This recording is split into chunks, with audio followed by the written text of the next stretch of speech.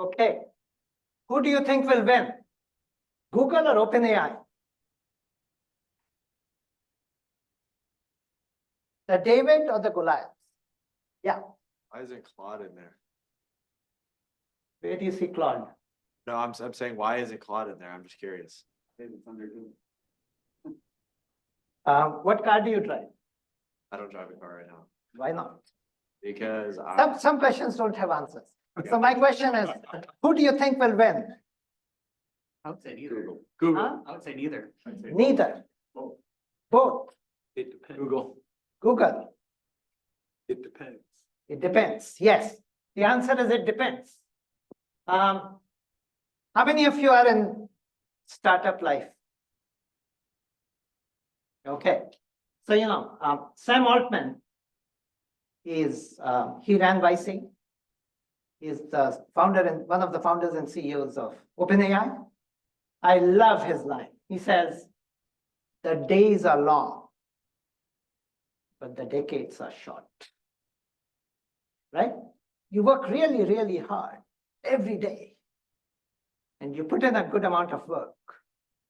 But then you look back and say, shoot, that decade passed by really fast.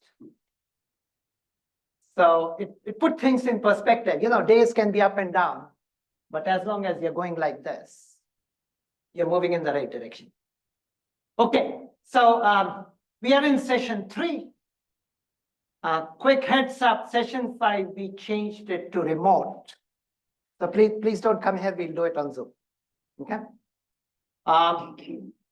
Session 1, we talked about where was AI yesterday, what can we learn from internet mobile cloud. We took a big picture industry view. Session 2, we looked at how AI is growing in enterprise, in consumer. We looked at the different use cases. We tried to answer the question, where do we start if we want to bring AI to my enterprise? So as of this morning, our registration is 190. We are roughly tracking a third of people show up, or 40% of the people show up. Okay, so why should you listen to me? In addition to my role as Brink advisor, last year, I got about 2,500 startup pitches. I met about 240 founders, 10% of them. I invested in about 25 of them. Right? So 1% of the pitches I got, like a factor of 10 every time. I've been doing this for 4 or 5 years full time, 3 or 4 years in Intel Capital full time, and then 4 or 5 years as an angel. So maybe I have seen, I don't know, 15,000, 2,000 pitch decks. Maybe I've met 1,500, 2,000 founders. I've invested in 150 of them. So as investors, we have the sixth sense. We have pattern matching. And some of you, if you bullshit me when you're pitching, I can sense it from a distance, right? So the reason you should listen to me is I'm a proxy for investors. Investors have the sixth sense. They think from here. And it's always good to remember. So let's go to number 3. Today, I will primarily focus on if you're a startup, if you want to be a founder, where should you go? What area should you pursue? If you're an investor, I'll share how investors think about investing in startups. What are the things they look for? So if you know your audience, you can do a better job, right? So key takeaways for today. Number 1, I will show you the AI stack I will very diligently walk you through what is happening at each layer of the stack. Folks on the bridge, can you see me on camera? Just say yes or no. Yes. Yes. Last time it was pointing to the ceiling or floor. So let's take an industry view on what's happening at different layers of the stack. Number two, how many of you have heard about DeepSeek? Okay, I figured instead of waiting for you to ask the question, I'll proactively answer it and see what it means for us. Number three, given the trends in the stack and given what DeepSeek is doing, where should startups pursue, founders pursue startups, and where should investors invest? Number four, I'll share with you my investment framework, how I make decisions. And I got lots of readings and resources. So Tracy, you'll have to prioritize. I didn't do it for you today. I'm just doing it. Okay, let's go to number one. So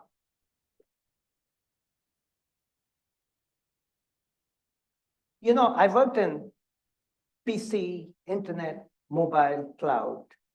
This cycle always repeats with every technology. There are three layers. The first layer is the data center, is the cloud. There is kind of the hardware piece and the software piece. The second layer are your edge devices. So how you access the data center, how you access the cloud.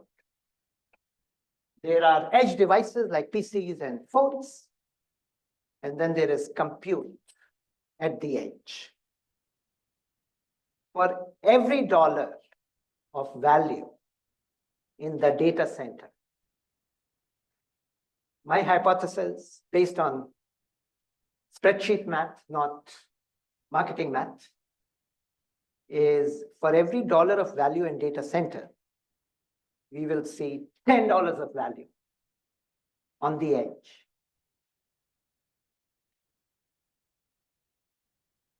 And then there are the software layers. There are horizontal layers, and there are vertical layers. I'll peel the onion so you'll see more detail. For every dollar of value in the data center, we will see $100 of value in those software layers. We did some benchmarking in the internet and cloud space. For every dollar of value in the internet cloud infrastructure, to date, over the last 20 or 25 years, we have realized $50 of value in software. We did the same with PC. I did this benchmark thing with BCG. For PC, you know, we think PC was Wintel. Microsoft and Intel made all the money. It is true compared to the OEMs. But compared to apps and services, for every dollar of value in PC, there was about $25 of value in apps and services. So I think this is a conservative number. Maybe that $100 will be $200, $400, $500, right? So this is the framework I will use. I'll keep coming back to it. Let's ground ourselves. So where are we? We are here. Anybody who says we are in a hype cycle, I outright reject that. Anybody who says NVIDIA has won, let's go home, I reject that.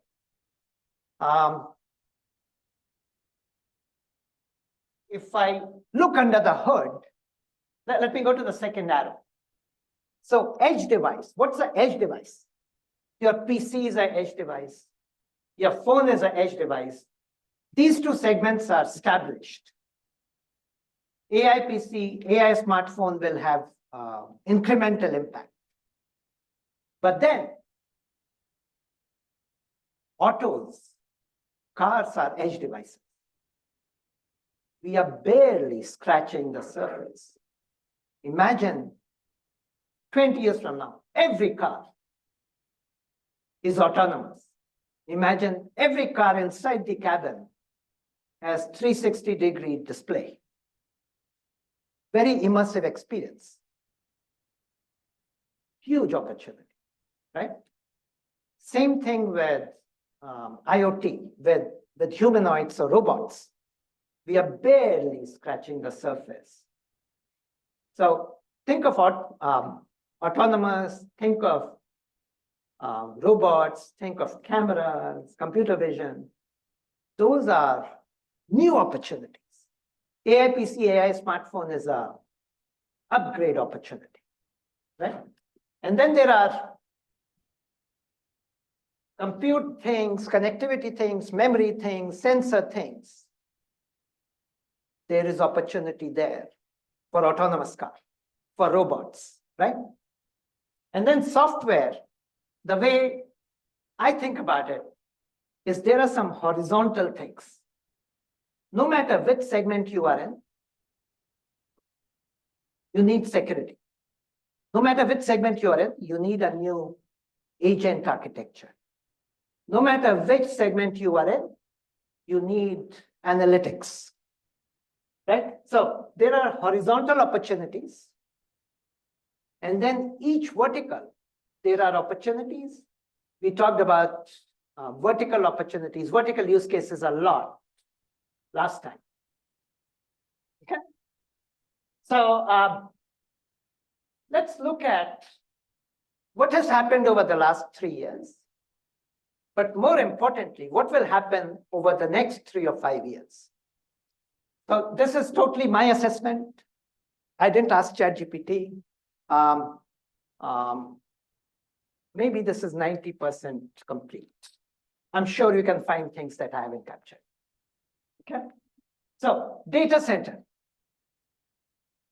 Stay with me. Don't read ahead. So for the last 2 or 3 years, all training,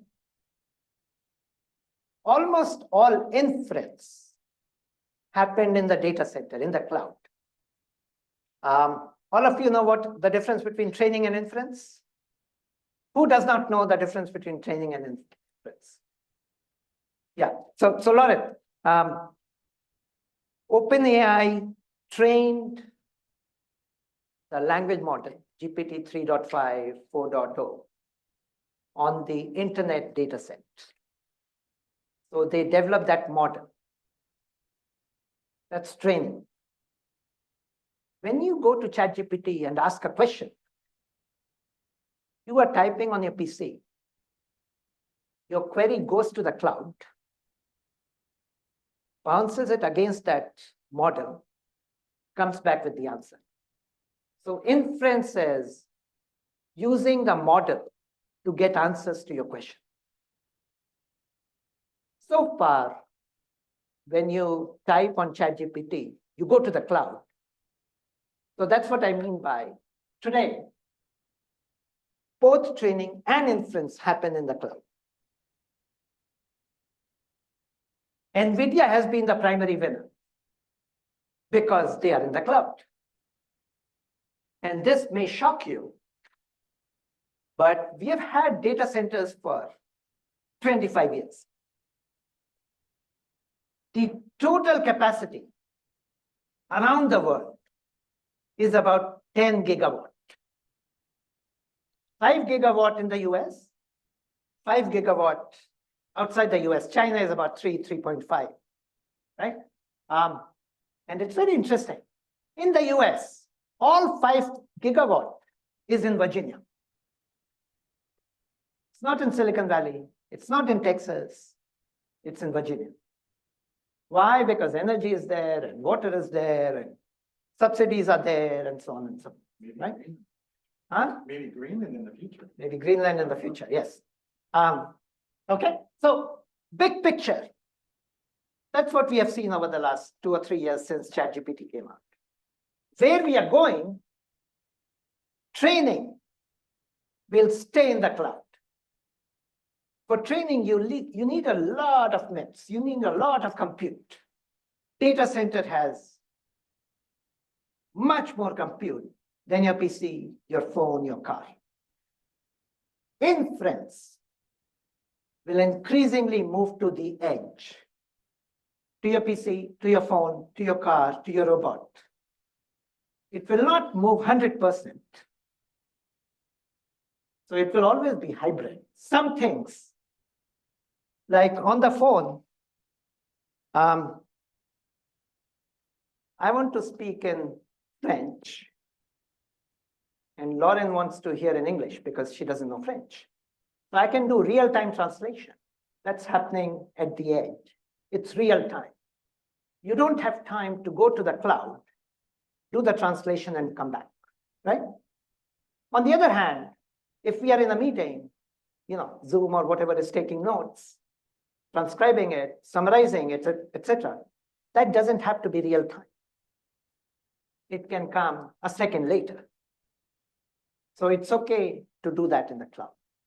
Okay. Very important, training in the cloud, inference across edge and cloud. Number 2, if you look at NVIDIA, they went from 15 to 50 to 100 some, to 175 some, to 200 some.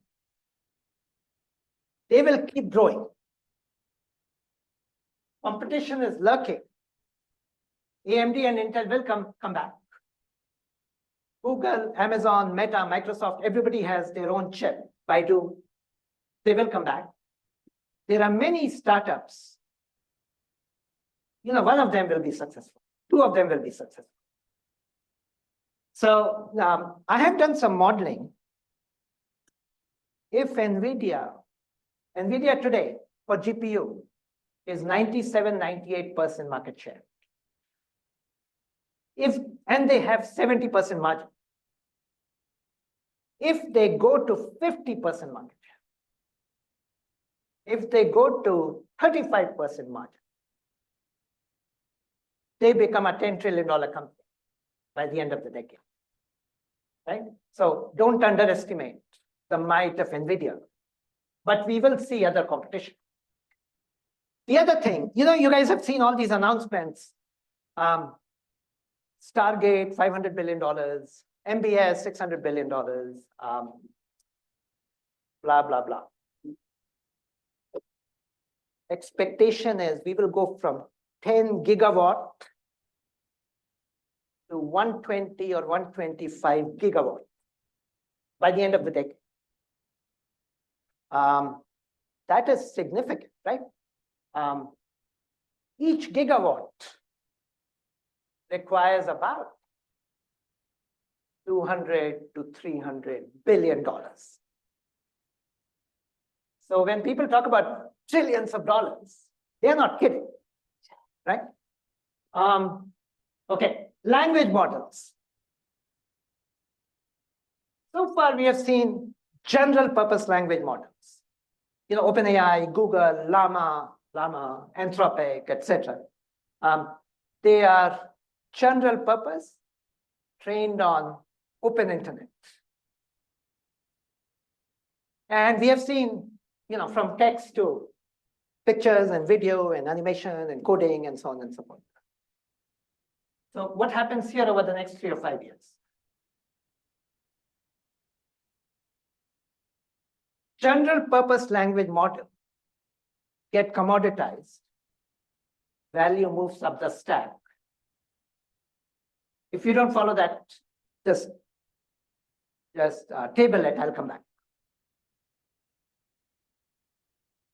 Multimodal adoption proliferates. So Databricks is working on this study. It basically says, last couple of years, ChatGPT displaced $25 to $50 an hour job.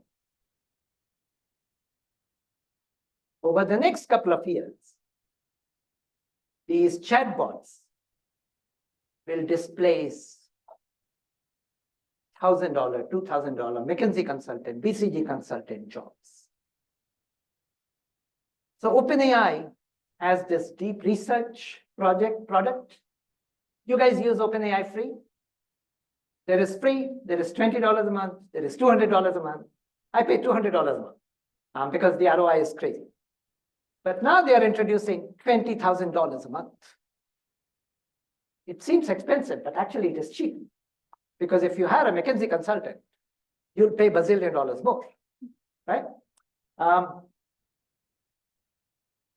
Language models segment. So when we say LLM, it stands for large language model, general purpose language model. We will see DLMs, domain specific language model, for healthcare, for finance, for legal, blah, blah. When you're training on open internet, you're training on whatever data is available on the open internet. If you want to train on healthcare, that data is not available on the open internet. That data is available at Medtronic, in Johnson & Johnson, and different pharma companies. That asset just became very valuable. SLM, small language model. So as things move to the edge, PC, phone, drone, camera, you cannot have big language models. You need to have small language models. Apple Intelligence is a small language model. I know it's not working right now, but it will. Next, personal language models. So when you train on open internet, you're training on Reddit data and open data. But you want to train on your email, your calendar, your bank account, blah, blah. That's your personal data. You don't want to send that to the cloud. You want to keep it. So you want a language model that is small enough to run on the edge and train on that. And lastly, country language models. If you guys have heard the term sovereign AI, basically what that means is, India is the most populous country in the world now. China number 2. The data they have is their asset. So they are going to have Bollywood specific language model. And Saudi Arabia will have, Saudi Arabia based language model and so on. Right? So these things are segmenting. That's what I expect over the next 3 or 5 years. Okay, next, edge compute. So what happens on your phone? If you're going to do inference on the phone, you need to have enough AI compute. We are barely getting started. The Samsung Galaxy S24, Samsung Galaxy S25 were the first 1 and 2. iPhone, Apple made an attempt. It's not working right now. PC, Microsoft launched Copilot Plus PC with Qualcomm. These guys sold 1 million units in 1 year. The PC market is like 300 plus million. So, big name. Then, who does phones? Qualcomm, Apple, Samsung, MediaTek. I've been in the semiconductor industry for 30 years. In the last 30 years, exactly 0 chip startups have been successful independently. Many have come. It's very difficult to be successful in the semiconductor industry as a startup because it is a scale business. At Qualcomm, we acquired this company, Nuvia, for $2 billion. 18 months after they started, they left Apple and started this. inside Qualcomm, they can be successful. Independently, they cannot be successful. I think that might change with AI. So there are, maybe 10 AI chip companies. You want a lot of performance at 10x, 100x lower power here. When you have order of magnitude disruption, maybe a startup can be successful. We don't know. So what happens over the next 3 years, 5 years? NPUs, AI accelerators become ubiquitous in all your edge devices. Actually, I'll build this up. We'll have new chips, new memory, new connectivity. Maybe startups will emerge because of energy focus. On the device side, when you think about edge, think about PC, smartphone, IoT, automotive. PC, barely getting started. Phone, barely getting started. IoT, you see demos of humanoids, picking tomato and putting it here, right? It's interesting, but it's a demo. And you guys have seen Waymo deployment. We talked about Waymo. Over the next 3 or 5 years, every PC will be an AI PC. Every smartphone will be an AI smartphone.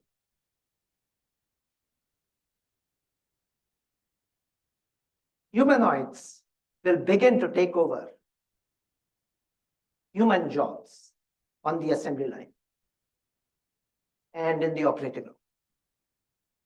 And if you are doing a 100-story skyscraper, or if you're doing a mile deep mine, and then cars will go autonomous. The utilization will increase, the safety will increase. We talked about this a lot. On the horizontal software side, over the last 2 or 3 years, this thing started out as consumer. ChatGPT started out as consumer. When you deployed ChatGPT in the enterprise, the security was not there, right? And then when we went from machine learning to Gen AI, it was basically a co-pilot, assistant to the human. Over the next 3 or 5 years, we will have enterprise level, hardened security, analytics, tools. You don't want to replace your enterprise infrastructure, your Wall Street infrastructure with ChatGPT that anybody can hack, right? And then we'll go to agentic AI. So when you think agentic AI, think of 4 A's. Think of it has an agency. It can do things for you. It can represent you. It is autonomous, so you don't need to be there. It is adaptable, so it learns and adapts to whatever it is doing. And finally, it's also called actionable AI. So, don't just search for the best hotel room, best hotel, make a reservation, right? And then you will see physical AI. Physical AI is basically replacing the human with humanoids. So you can replace, jobs humans should not have, and jobs humans cannot do. And then in the application layer, again, many of the applications around consumer will increasingly go to enterprise. We talked a lot about different use cases last time. Oops, what happened?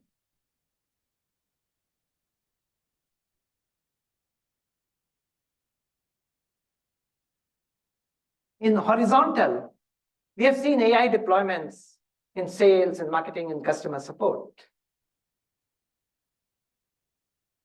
we have not seen in legal, for example, as many, because the cost of being wrong is very high. Right? We have not seen in insurance because the cost, healthcare insurance, we have not seen because the cost of being wrong is very high. All that will change. And then finally, today, when we think about AI, we think about Copilot. It's a Copilot to me. It's helping me. Tomorrow, think of it as it's replacing me.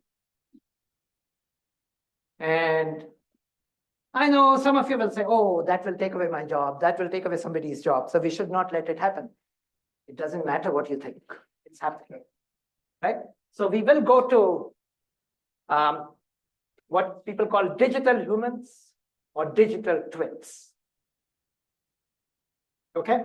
So this is a one-page summary on what is happening up and down the stack. So let's talk about DeepSeek. I'll come back to what it means for investors and startups. DeepSeek. So actually, it is not just DeepSeek. It is DeepSeek came out in December. Then R1 came out on 27th of January. The stock market fell. NVIDIA fell 17%. Then Alibaba. Alibaba is a big company, right? They came out with Qwen 2.5. A couple of days later, nobody noticed because there was so much attention on DeepSeek. Then Alibaba came out with something else, early March. And then Baidu came out with something. And then Baidu came out with another thing. And then DeepSeek just came out with something. So I won't go into detail on each one of these. But basically, what is happening? Why are all these things coming out of China, right? What is happening is the pace of releases is increasing. It's not just DeepSeek. And the narrative is, I can deliver equal performance at lower cost, greater efficiency. That's basically the net narrative. So this is a poll. Which side would you bet on? Will you bet on the left-hand side? You know, some of the smartest people in the room, Satya, CEO of Microsoft, Google, Meta, Amazon, NVIDIA, TSMC, Masa-san, they are committing trillions of dollars. And most of this came out after the DeepSeek news. Or do you bet on a Chinese company 95% of you never heard of? They have some good innovations. The benefit is it lowers the training cost. But some of the other narrative things are just wrong. They said it cost them $5.6 billion. I'm early investor in OpenAI. OpenAI, huddled. They said apples to apples, it cost OpenAI $12 million. If you only look at the last mile. So $5.6 million in China, $12 million in Silicon Valley. It's a wash, right? The total cost for DeepSeek was more than $1 billion. For OpenAI, for 4.0, it was $3 billion. $1 billion in China, $3 billion here, maybe a wash. The CEO, he runs a hedge fund. Before he released, he shorted NVIDIA stock. He made more than $1 billion on the 27th of January. So he invested more than $1 billion 3 years before. He made it back. He's a smart guy. So who do you believe? CJ, who will you bet on? Don't say right hand side.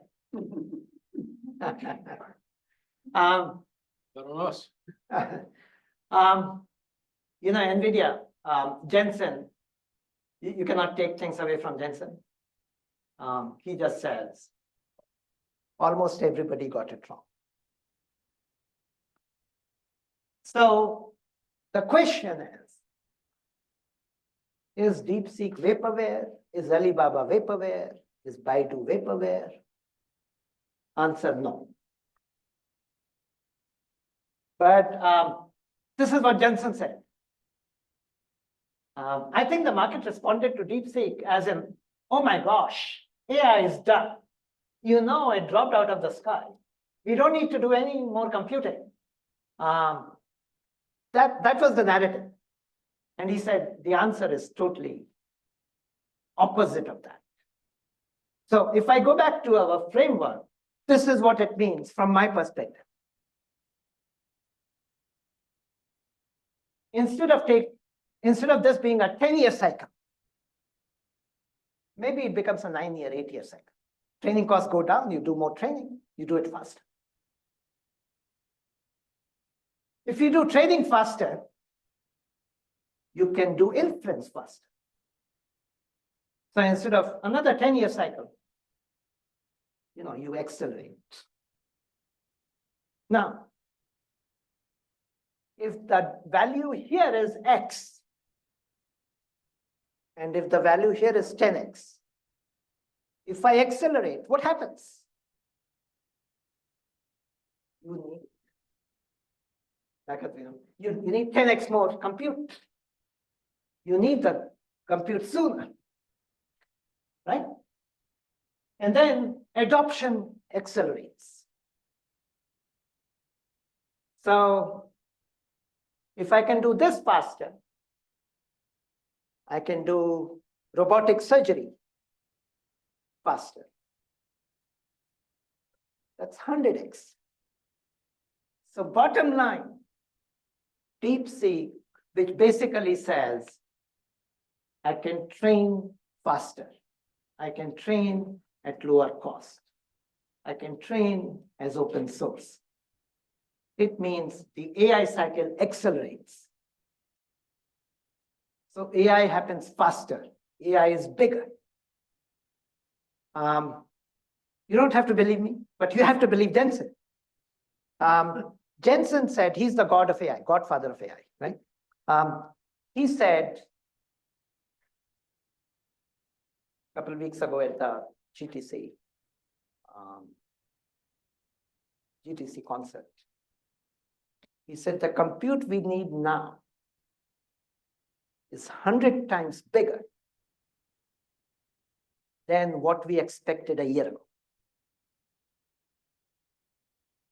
Not 50%, not 1.5x, 100x. It kind of goes with my theory. Okay, so DeepSeek is good. And by the way, it's not just DeepSeek. Every couple of weeks, we'll hear something like this. Now, Wall Street stopped panicking. They're panicking for some other reason.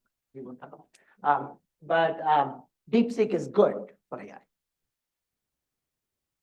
Okay, so the question is, if you're a startup, where do you focus? If you are an investor, how do you make your money? So I'll go to the same framework. Over the last 2 or 3 years, last year, 23, 10,000 startups, AI startups were created just in Silicon Valley. Last year, we think that number is about 25,000 startups. They were generally in the green. So the startups that are getting created now, I think the yellow is where the puck is going. So let me highlight a few. From 10 gigawatt to 125 gigawatt. There is no energy available. If you increase the data center by 10x. So people are looking at fusion and fission and nuclear and blah, blah. Somebody will come out with some disruptive things and maybe we'll change the game. Laura is here. She's working on one of those things. Laura came here from Alaska because Alaska you can do. Laura, I was saying before you came, 50% of global capacity today is all in Virginia. And now I see things popping up in Texas, in Alaska, and other places. So something in energy. General purpose language model, it's done. OpenAI, Google, Facebook, Anthropic. I see startups pursuing healthcare language model, finance language model, legal language model, construction language model, architecture language model. You need proprietary data for that. Edge is coming, so you'll see small language model, something that can fit on my phone. We will need a lot of personal language model. And then I mentioned last time, India has 100 language model. This is a language model for cricket. It has all the cricket data. Yeah. So for healthcare, financial, those are regulated industries where like it gets really personal, protecting people's. So I'm just thinking it's going to be extra tough to create a language model with that, where you have to protect the end users. Like there's going to be roadblocks to accessing that information. So is it viable to create an LLM for healthcare, financial, and insurance? Yeah, let's take one example. So folks on the bridge, the question is it viable to create a healthcare language model?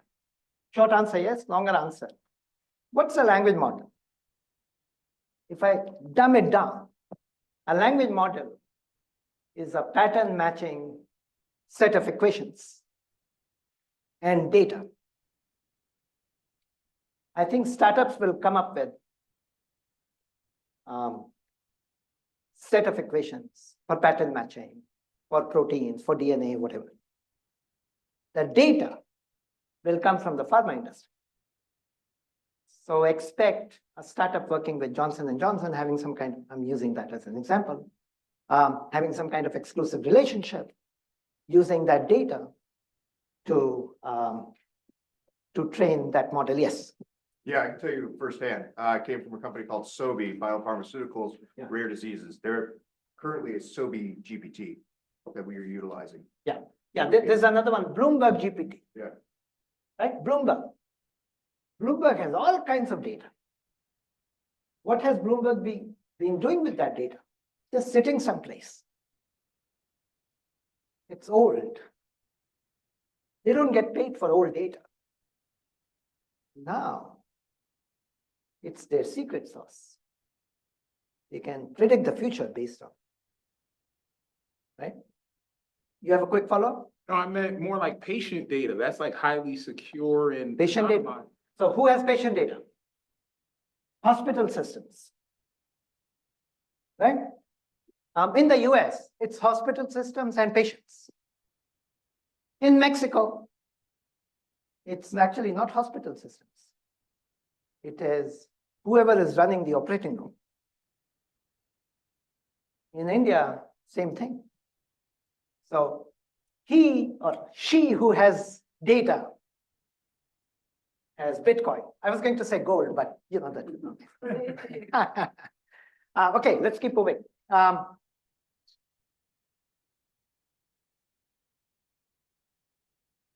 Humanoids. You know, there is this company called Figure. Figure was born in 21-22. Last year in February, they raised $2.6 billion. Sorry, they raised $350 million at $2.6 billion valuation. So first, in 2 years, they went from 0 to 2.6 billion. Right now, they're raising. I got pissed off because I couldn't invest in 22, so I invested last year. 2.6 billion. I'm going to close my eyes and put some money. Right now, they are raising. They wanted to raise 2 billion. They are oversubscribed right now for 3.5 billion. Meta is investing, Nvidia is investing, etc. And the valuation is 41 billion. How can a company go from 2.6 to 40 billion in 12 months? Crazy. Their customer strategy, that's all public. Their customer strategy is land and expand. Don't go after 10,000 customers. CJ, don't go after 10,000 customers. Big guy. The first customer they had that they announced last year is BMW. BMW has 75, oh, that's Amazon data, forget it. BMW, all the assembly lines, they are going on all the assembly lines. And right now, they won't share who's their customer number 2. But there are lots of questions, right? How can you go from 2.6 billion to 40 billion? So they said, we are not allowed to share who the second customer is. It is more than $1 trillion company. They have lots of warehouses. They are headquartered in the Northwest. This company has 750,000 robots today. They are all special purpose. By the way, in Amazon warehousing, there are 2 million employees. There are 750,000 robots. They are special purpose. This guy just screws this thing. This guy does, some pick and place, whatever. If they replace 750,000 with humanoids, like machine human, right? You can still need to do anything. That changes the game. So now imagine customer 3 and 4, right? There are humanoid startups popping left, right, center. Then on the horizontal side, a lot of enterprise class horizontal layers, horizontal things, agents and security and this and that, agentic AI. And then on the vertical, the first deployments came in consumer, replaced the customer service person. Now, all the use cases we talked about last time, right? So if you want to pursue a startup now, don't focus on the non-yellow. Focus on the yellow. I'll talk about, it's not enough to say, well, I'm pursuing this yellow thing, so I'll win. Right? I'll talk about what it takes to win.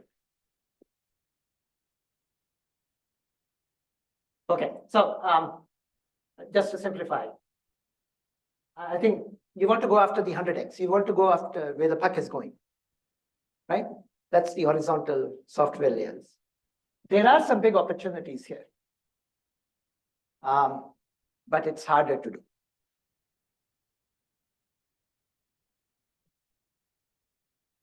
Oh, so I just included this for fun. I'm like, invest in data center, invest in edge, invest in horizontal, pick every vertical, invest in the top 1 or 2 or 3. So, that's my thesis. I'm building out the stack. Yes, Pratyusha. You have a question. Of these buckets from bottom to top, which investment is the safest versus highest reward? Mo wants to know. Yeah. Who is asking the question? Mo Kagawala. Yeah. Yeah, Mo. If a founder asks, which is the safest startup to pursue? Of these buckets? Yeah, I got the question. If a founder asks, what is a safe startup I can do? You're probably not pursuing. You're probably not a startup person. Sorry to say it this way. You will not get funded if you have a safe startup. You want to pursue the highest risk, highest reward startup, right? you want to pursue something that is so difficult to do that only you can do it because the payback will be high. So I know more we can take it offline. Okay. So 10 more minutes. So the question is, how does an investor look at that? How do I look at this? So basically, as an investor, investing is an art and science. And there are some things that are always true, whether it's AI or mobile or whatever. But then there are some AI unique things. So my theory is, if you're early stage, only two things matter. Will the market be big enough? When Uber started, if you ask the question, is the market big enough? Is the market to replace the black car in San Francisco big enough? Answer is no. But if you ask the question, can the market be big enough? Right? And second, is the founder obsessed with the problem, not the solution? Is he or she obsessed with the problem that come hell or high water, he or she doesn't give up?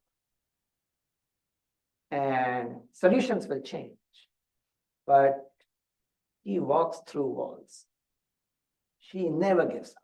If those two things are true, everything else will change. I normally invest.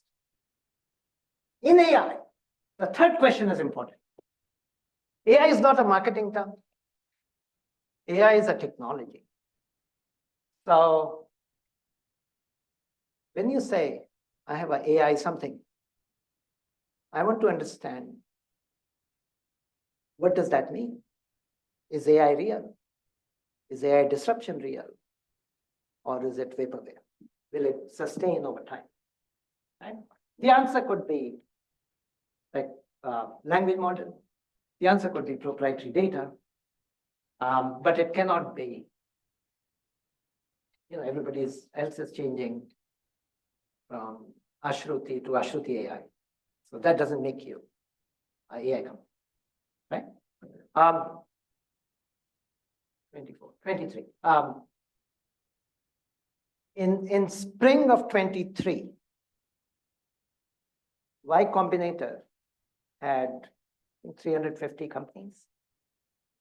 By fall of 23, 60% had gone out of business because OpenAI said, hey, instead of just doing this, I'll move up the line and I'll also do this. Right? The platform guys have a lot of power.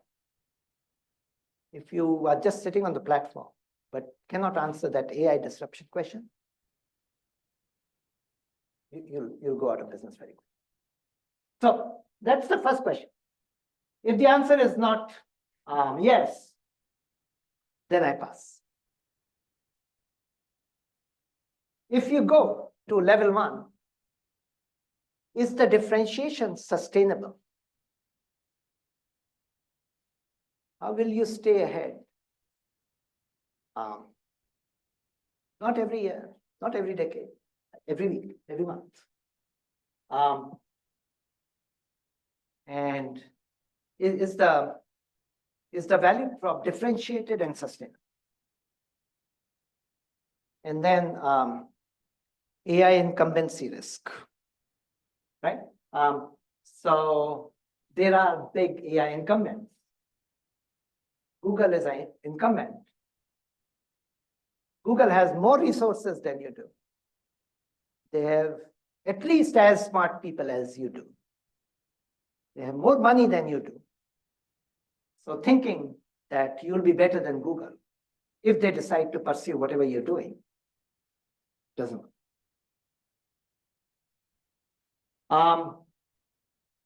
Then you have to make sure how you make money works.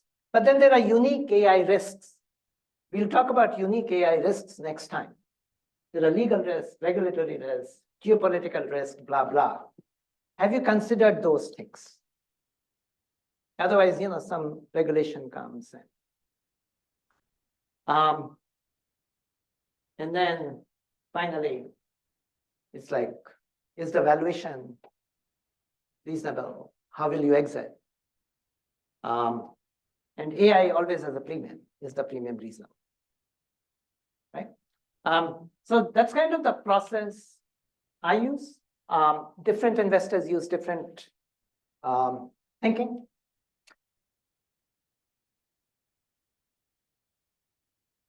So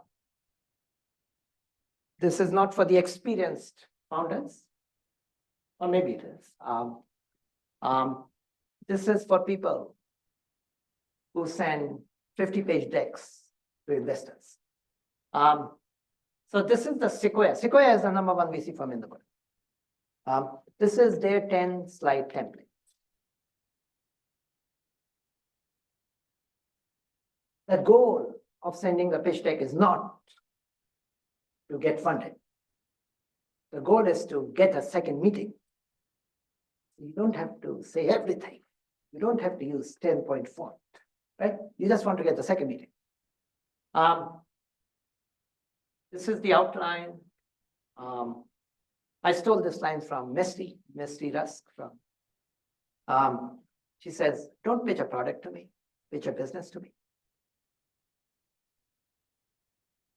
If you have more than one slide on product, you're pitching a product.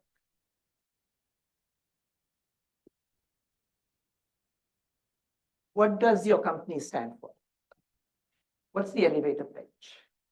What's your 20-second, 5-word, 8-word soundbite? It needs to be specific. It cannot be so broad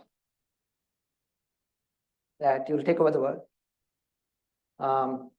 It needs to be visionary. It needs to be aspirational. But if 5 people read that, they should take away the same thing, right? What problem are you trying to solve? Is the problem real or is it made up? Most of the times, it's a made up problem. And then when you talk about the solution, is the solution solving the problem? Or the problem is here and solution is here? It's very simple things, but you'll be surprised how smart founders miss these things. Ricardo, let me go through it, I'll come to you. Why now? So why not 10 years ago? Why not 10 years from now? Why now? Why now is the right time? Will the market be big enough? We talked about this. Sustainable differentiation, we talked about this. One page, excuse me, on product and technology and AI. If you cannot articulate the product you're working on in one slide, you are over communicating.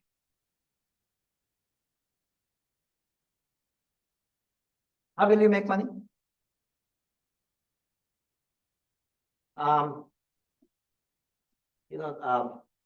In the US, marriages last on an average 6.5 years, I think.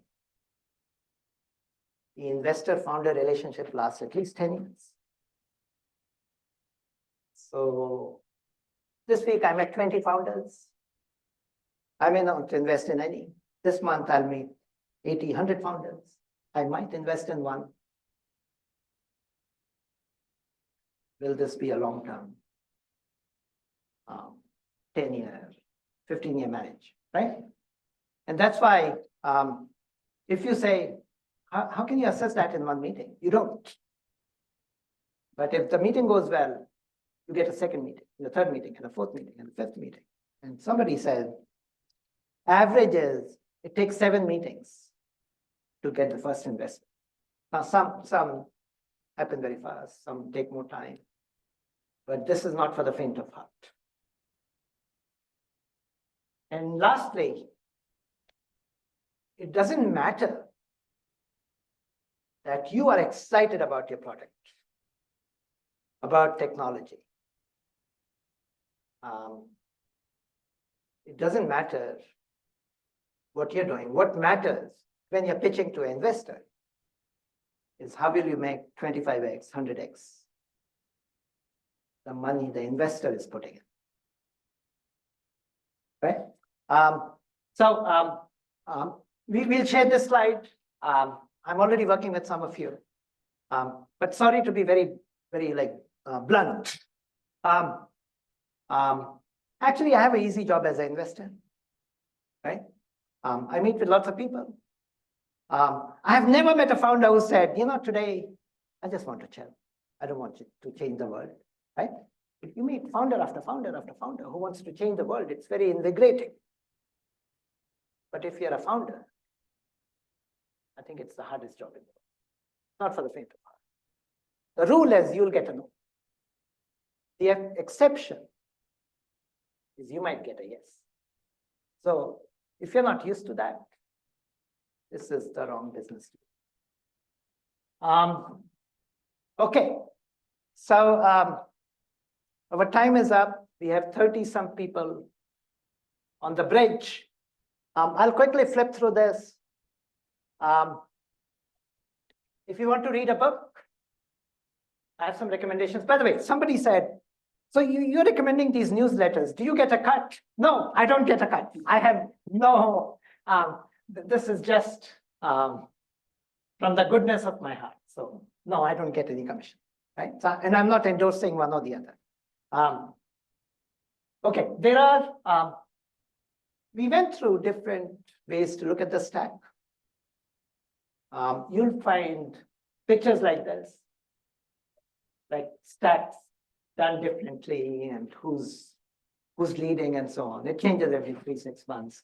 But I included a few. This one is CBI Insights. They do a good job. This is from last year. The next one is coming out soon. This is from Forbes. This is from another guy. So YC is the #1 accelerator in the world. In a couple of months, they're having AI startup school. Who's coming? Me. Right, all these interesting people, right? So something is happening. No, this is not a fad. No, AI will not go away. When all these smart people want to help find the next thing, something is happening. Sequoia, they have very good reports. You guys can double click here. I included a cheat sheet on different startup terms, difference between angel, venture capital, and private equity. What to look for when you're raising. This article is super good. It says, what are the 10 areas to pursue a startup? This article is super good. Many of you, some of you are in Brink. If you're not, we are set up to help you. I think Steve and Pratyusha is there, and Erica is there. And our goal is to help you guys. It's free. No session next week. I'll be in Vancouver, Canada, Chile, Vancouver, Canada. So we'll get back in 2 weeks. We'll talk about, okay, is it all hunky-dory? What are the challenges, risks we should be aware of? And then we'll have some workshop that's remote only. And then we'll have some startups pitching that's in person only. Yeah, so don't be the hammer. Yes, Pratyusha. You have a question from Mustafa. I'm not from a tech background, but I'm deeply passionate about launching an AI-driven startup. From the future opportunities you highlighted, like digital humans, AI wearables, agentic AI, Which of these do you think are realistic for someone like me to pursue if I partner with the right technical team or use no code tools? Where would you start if you were in my position? Yeah, Mustafa, that's a good question. If you were pursuing a mobile app and you did your MBA from Stanford, you will likely be successful because it's difficult to get into Stanford. I'm not picking on Stanford. Actually, I should say, and if you're doing your MBA at UST. If you want to pursue an AI startup, then three things matter. Will the market be big enough? So Mustafa might have good domain expertise. You cannot do an AI startup in a vertical without domain expertise because you need the proprietary data. You need the insights of how industries work. You need a founding team. Mustafa, I'm glad you're asking the question. But if it is not within you, if I tell you to pursue A, 6 months from now, somebody else will ask you to pursue B, and so on and so forth. So it has to be within you. Nobody can tell you what to pursue. But number three, you have to have a technical AI co-founder. You cannot do an AI startup with logical thinking in MBA school, right? This is borne out by all the successful ones. If you're not technical, that doesn't mean you cannot pursue. It does mean you have to find a partner in crime. Stay with him or her for 10 or 15 years. And make him a co-founder, CTO co-founder. Right. Other questions? Yeah.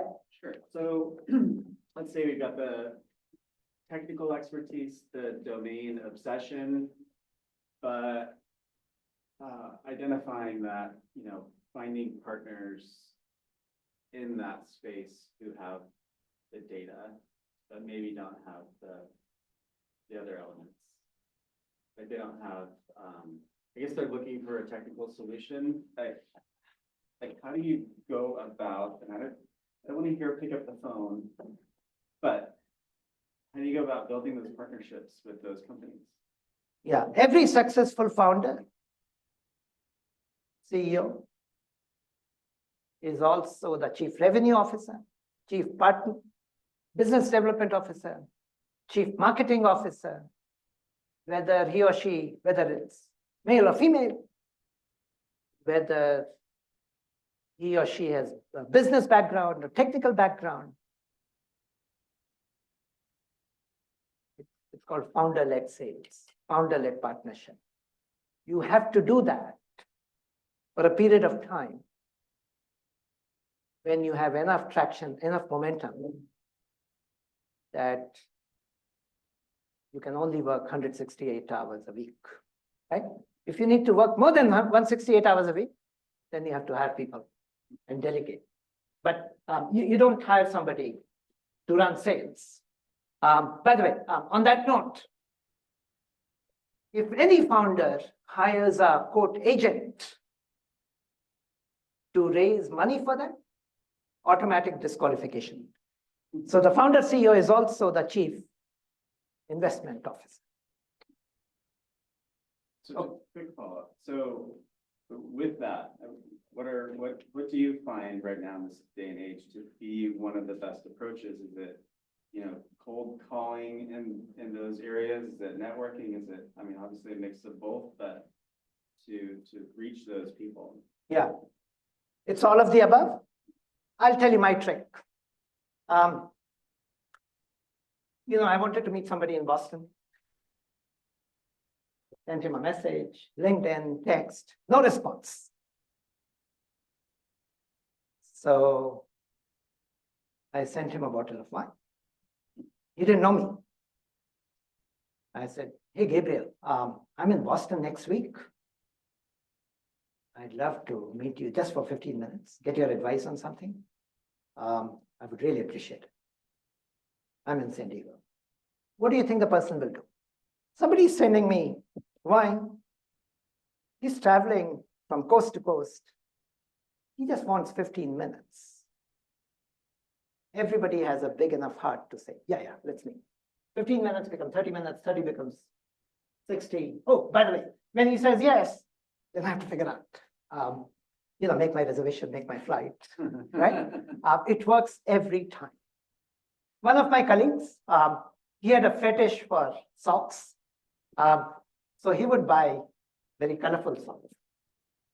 And actually, this is how I met him. This was at Qualcomm. I was in one division. He was another division. He had something interesting he wanted to talk about. I kept ignoring him. So he sent me 2 pairs of glasses, FedEx at home. I was traveling. And they were like, cheesy. So my wife opened the pack. And she's like, who's this person? Because he didn't, his name was Dave, or is Dave. He didn't sign Dave, it's D, with 2 socks, right? But it got attention. And if somebody goes out of their way, you meet them, right? So there is no right way. It's all of the above. Okay, other question. Pratyusha. There's a follow-up question from Mustafa. How should I find a technical co-founder? Yeah, Mustafa, all of the above. Beg, borrow, steal, hustle. Say hello to every person in the train. Go to conferences. Remember, let me ask you this, Mustafa. You don't have to answer. It's a theoretical question. If you're married, how did you find your wife? Or your better half? Did somebody said, this is the recipe to this 7-step process, right? I'm assuming the answer is no. And remember the technical, I'm using US statistics. You'll probably, if the marriage is successful, you'll probably be longer with your co-founder than most marriages are in the US. So there is no right answer. You have to hustle. Maybe hustle is the right answer. Other questions? Yeah. So you said that in your chart about the steps for determining whether your AI startup would be worthwhile. You have a slide in there about how big your market is, and investors expect 25 to 100% return. But then one of the third steps was, if an incumbent wanted to come and take over what you're doing, what would prevent them from doing that? That kind of feels, it feels like you want to find that something that's not so big, that it's attractive to some of the bigger incumbents, but is big enough for an investor to be interested in. How do you thread that? How do you thread that needle? Okay, there are many questions in that. I'm sorry, what's your name? I forget. Brent. Brent. No, I don't want 25 to 100%. I want 25 times and 100 times. So if I invest $1 million, I expect 25 to $100 million back. Right? Because I'm taking a risk. Before there is any revenue, before there is any customer, it's just an idea. And the company can be successful, but I don't get any money back. I'm using myself as a proxy. The investor doesn't get any money back until there is an exit. Now, we can talk about secondary and so on. Okay, that's number one. Number two. This is rule of thumb. It varies based on the segment and this and that. If you come and say, my TAM is $100 billion or $1 trillion or $5 trillion, that is so big that you have not defined the market. right? So if you're pursuing a variable and you say compute TAM is $20 trillion, it's not defined, right? So the rule of thumb that early stage VCs who are looking for 25 to 100x return is if the TAM is more than $5 to $10 billion, you have not defined it enough. If it is less than $5 to $10 billion, it's probably too small a market to get 100x return. Now, big asterisk, this changes by industry, whatever, right? Right. If TAM is $10 billion, maybe SAM is $1 or $2 billion. TAM might be everything like global. It might be lots of segments. Amazon for 7 years pursued one segment, books. Google for many years pursued one segment, search. So if your PowerPoint says you want to go after these 5 segments on day 1, right? So SAM, if it is $1 or $2 billion, that's about the right size. And then SOM can be $50 or $100 million in 5 years. That's about the right size, right? If you come to me and show SAM as like $10 million in 5 years, the numbers will not add. If you come to me and say SOM is $1 billion in 5 years, then you will be the fastest startup ever. Today, Deal, DEEL,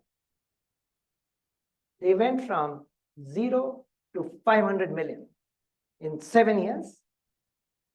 They have been the most successful YC startup ever. 0 to 500 million in 7 years.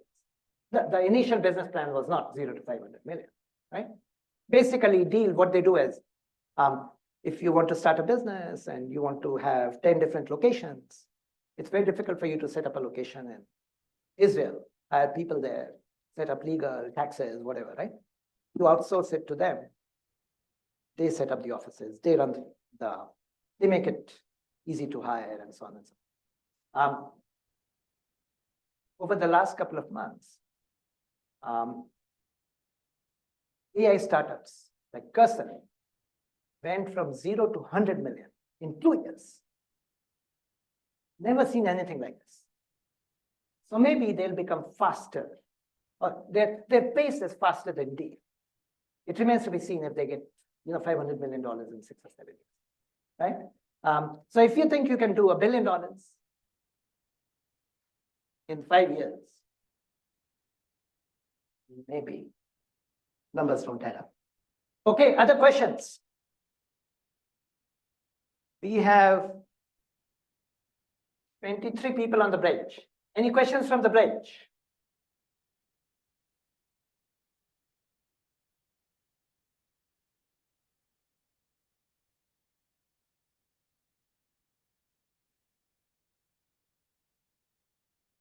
Let's see, who has not asked question? I'll call on you. Tangri, do you have a question? Yeah, on DeepSeek, I saw it's being funded by MIT, but isn't there an inherent bias in DeepSeek as compared to ChatGPT, and would the adoption be there? Yeah, so Tangri is calling from Atlanta. I went to school with him. His first name is Pankaj, so I call him by his last name. There can only be one, yeah. Yeah, so Tangri, no, it is not funded by MIT. It is open source. In open source, different entities initiate open source and manage open source. So it's a royalty-free MIT license, but it's open source. Number one. Number two, is there bias? We don't know. Maybe bias is defined by the data set you use. If the data set has bias, when you're training, then when you're doing inference, it will have bias, right? So 47 presidents in the US, if you train on that data set, you will likely not get a female president based on that data set, right? So to the extent DeepSeek is trained on Chinese internet data, the inference would be colored based on that. I don't think there is any evidence which says DeepSeek has more bias than ChatGPT, etc. Okay, yeah. What do you think, or like, how do you see the future of like predictive modeling and like deep learning going? Do you think that like LLMs will like completely replace just like traditional neural networks when like making like forecasting or like anything related to that? Or do you think there will always be an edge with just neural networks when it comes to tasks like that? So the question is, I'll expand your question. What is AI? What is machine learning? What is deep learning? What is generative AI? Where is the future going? Right? Yeah. So big picture. If you think about concentric circles, AI is the big circle. Then there is ML as a subset of AI. Then there is DL, deep learning, as a subset of ML. Then there is language model based on transformer. ChatGPT is basically at the intersection of natural language processing, you're talking, with the transformer model. So each one of these has their roadmap. In the context of generative AI, our transformers do a good job with, let's call it search, pattern matching. They are probably not ideal for reasoning. Even though you see 4.0 is reasoning, right? Everybody is doing reasoning. But there are other models in the works, startups working, where for things like reasoning, maybe there will be a different approach. So answer to your question, you know, if I knew which stock will go up, that's the only one I would buy. So there's a lot of uncertainty. There's a lot of investment going in deep learning, transformer-based approach, et cetera, et cetera. Okay. I have to teach a class at 7. So let's take 1 or 2 more questions. There's 2 questions. One from Garrett, one from Alexander. Okay. You have to go, right? Okay. I have a question. Yeah, go ahead. You showed the pitch deck from Sequoia and Misty. How does, I mean, when I look at the Y Combinator presentations, how does the pitch deck in the Sequoia presentation turn into the pitch decks that are on things like Y Combinator and pitch deck hunt? Who's asking the question? This is Garrett Smith. Yeah, hi, Garrett. Yeah, Garrett, some things are common. Don't pitch a product, pitch a business. Goal is to get the second meeting.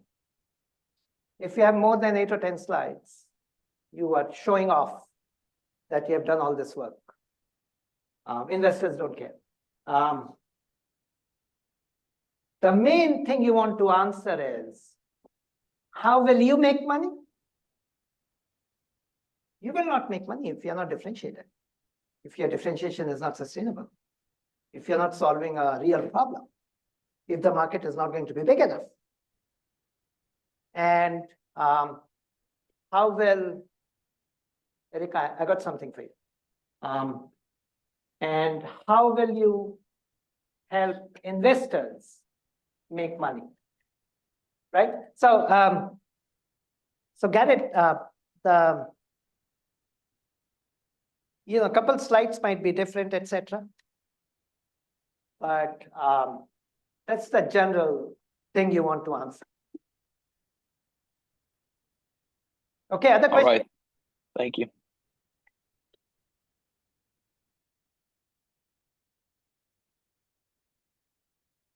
Other questions?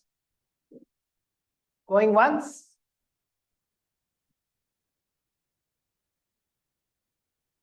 Okay, guys, let's wrap it here. I have another question actually. Yeah. For the 6th day of the workshop, the presentations, can you tell us any more information about that?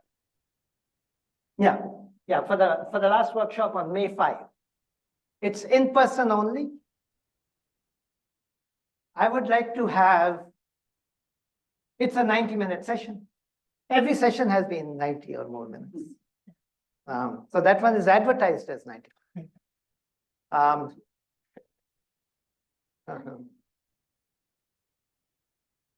would like to have at least 6 companies presenting. Maybe 9 companies. If it is 6, it's 15 minutes each. 7 minutes to present, 8 minutes for Q&A. If it is 9 companies, 10 minutes each. 4 or 5 to present, 4 or 5 for Q&A. So far, I have three of you who have reached out. I'm holding your spot. I'm teaching a startup class at USD, where we are incubating 8 startups. I expect a few of those to join. So that's where we are. We have not made a decision on 6 versus 9. Garrett, if you have an interesting AI-powered startup, please reach out to me. You know where to find me. Okay. All right. Okay. Please. Will there be samosas? Will there be samosas? I'm looking for sponsors. Are you volunteering? Maybe. Oh, maybe is always a yes. Okay, yes, we will have samosas sponsored by Tracy. we can split it. How's it? Yeah. Okay. Yeah, Ricardo, your hand has been up. A different question. I'm trying to do a medical startup. I'm starting on my own. I know all the medical background, all that stuff. I have it down. I don't have the technical part. Who can I go? Where can I go to like a startup school or something, or where I can join people that will contribute to that, and maybe hopefully get a team together. Yeah. And support. Yeah. So Ricardo, I think Mustafa asked that question. Yes, it was me. Yeah. Similar question. Beg, borrow, steal, hustle. Go date a few people. See who you want to get married for at least 10 or 15 years. Right? I don't even know where they are. Right. You have to find them. Who can help? Maybe Tracy can help. Tracy is an experienced investor. May I? Can I volunteer To help with that? to have an offline discussion? Yeah? Sure. That'd be great. Thank you very much. I don't have that expertise, but I know a lot of people who do, so I can No put some problem. feelers Please, out, try to see where, maybe you can where guide the me hot somewhere. spots, so Yeah. to speak, Yeah. Thank you. the Yeah. niche for. We would be appreciated. Founders are CROs, Chief Revenue Officer and Chief Resource Officer. He's the second. She's also the first. Okay, there was another question, last question, yes. Or can we like submit an application to apply for the pitch competition? Do we have to be like in the course you're teaching? No, you don't have to be in the course. Just reach out to me.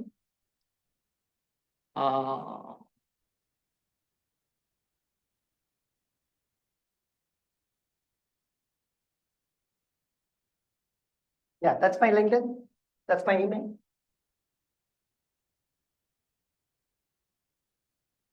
Okay, guys, hope you found this useful. Thank you. Just a quick question for the next session. Is it in person or on Zoom? Last session. The next session, the next session. Yeah. So next session in 2 weeks.